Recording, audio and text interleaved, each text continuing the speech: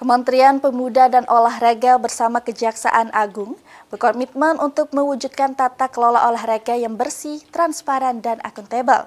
Kerjasama itu disepakati dengan penandatanganan nota kesepahaman antara Menpora dan Kejagung Senin 24 November.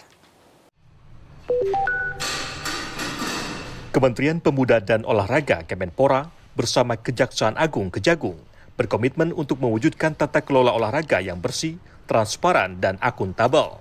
Kerjasama tersebut disepakati dengan penandatanganan nota kesepahaman antara Kemenpora dan Kejagung pada Senin 24 November. Menteri Pemuda dan Olahraga Erick Thohir menyampaikan bahwa sejumlah program strategis olahraga yang sesuai dengan visi Presiden perlu untuk diawasi agar berjalan dan tepat sasaran dalam memajukan olahraga di Indonesia.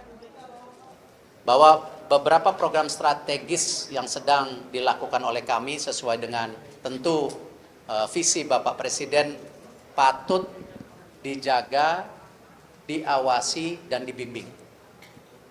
Banyak tolak ukur yang tadi saya sampaikan, misalnya mengenai perbedaan dari persiapan untuk masing-masing cabur.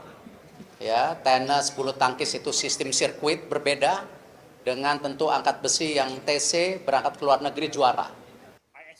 Sementara itu, Jaksa Agung ST Burhanuddin menegaskan bahwa kerjasama antara Kejagung dan Kemenpora adalah bentuk tanggung jawab bersama untuk menjaga pemuda dan olahraga di Indonesia.